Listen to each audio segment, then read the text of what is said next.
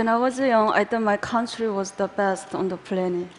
And I grew up singing a song called Nothing to Envy. And I was very proud. In school, we spent a lot of time studying the history of Kim Il-sung, but we never learned much about the outside world. Except that America, South Korea, Japan are the enemies. Although I often wondered about the outside world, I thought I would spend the entire my life in North Korea until everything suddenly changed. When I was 7 years old, I saw my first public execution. But I thought my life in North Korea was normal. My family was not poor, and myself had never experienced hunger. But one day in 1995, my mom brought home a letter from a Caucasus sister. It read, "When you read this, our 5 family members will not exist in this world because we haven't eaten for the past week. We are lying on the floor together, and our bodies are so weak. We are waiting to die." I was so shocked. This was the first time I heard that people in my country were suffering. Soon after, when I was walking past the train station, I saw something terrible that still can't erase from my memory. A lifeless woman was lying on the ground, while an emaciated child in her arms just stared helplessly at his mother's face. But nobody helped them because they were so focused on taking care of themselves and their families. A huge famine hit North Korea in the mid-1990s. Ultimately, more than 1 million North Koreans died during the famine, and many only survived by eating grass, bugs, and tree bark. Power outages also become more and more frequent, so everything around me was completely dark at night, except for the sea of lights in China, just across the river from my home. I always wondered why they had lights, but we didn't. This is a satellite picture showing North Korea at night compared to neighbors. This is the Amnok River, which serves as a part of the border between North Korea and China. As you can see, the river can be very narrow at certain points, allowing North Koreans to secretly cross. But many dying. Sometimes I saw dead bodies floating down the river. I can't reveal many details how I left North Korea, but I only can say that during darker years of the famine, I was sent to China to live with distant relatives. But I only thought that I would be separated from my family for a short time.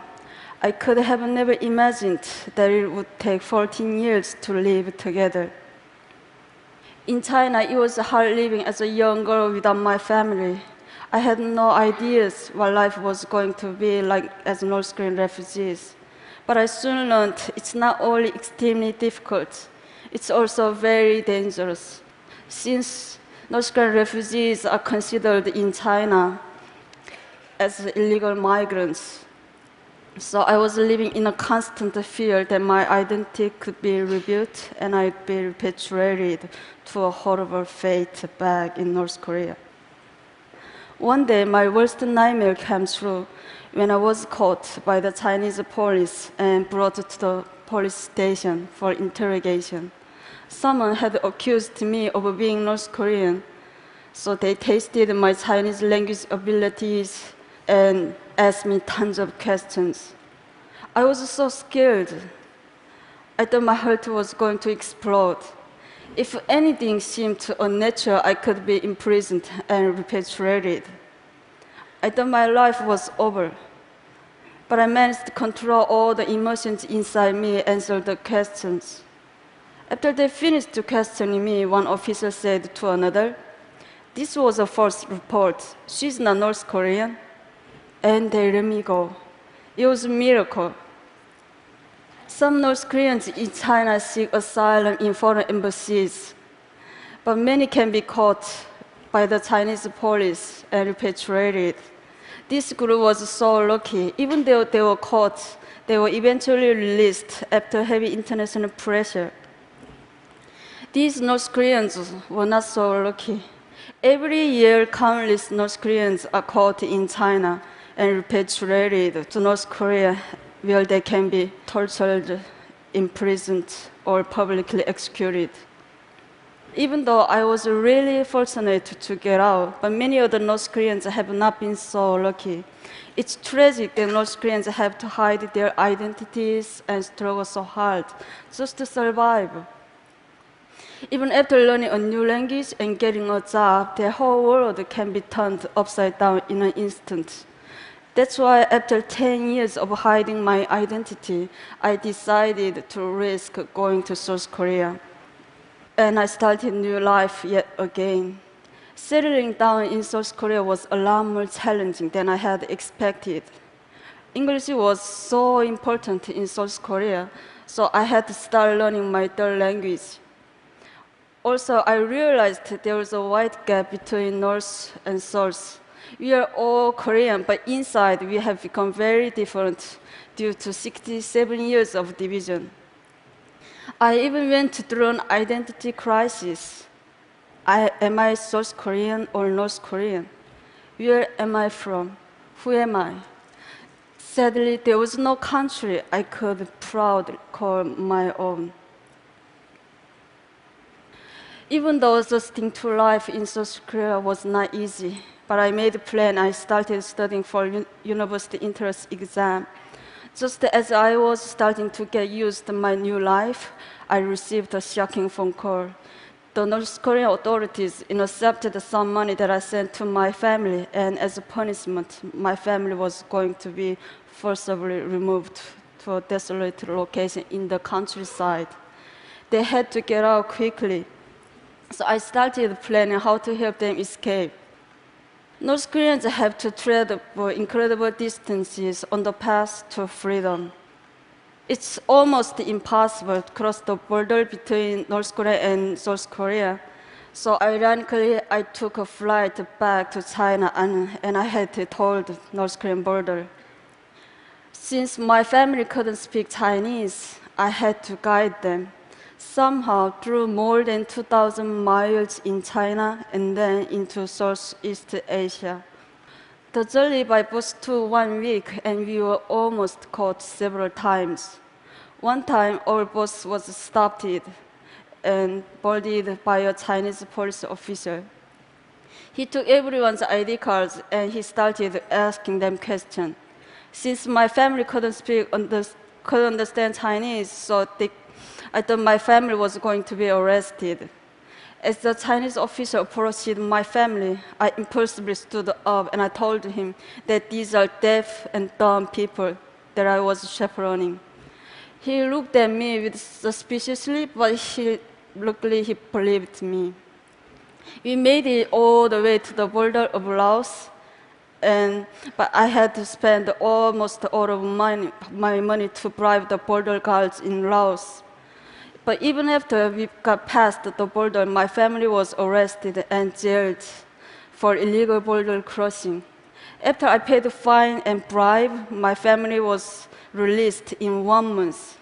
But soon after, my family was arrested and jailed again in the capital of Laos. This was one of the lowest points in my life. I did everything to get my family to freedom, and we came so close. But my family was thrown in a jail just a short distance from the South Korean embassy. I went back and forth between the immigration office and the police station, desperately trying to get my family out. But I didn't have enough money to pay bribe or fine anymore. I lost all hope. At the moment, I heard one man's voice ask me, "What's wrong?" I was so surprised that a total stranger cared enough to ask. In my broken English and with a dictionary, I explained the situation, and without hesitating, the man went to the ATM and he paid the rest of money for my family and 2 other North Koreans to get out of jail. I thanked him with all my heart, and I asked him, "Why are you helping me?" "I'm not helping you," he said. "I'm helping North Korean people."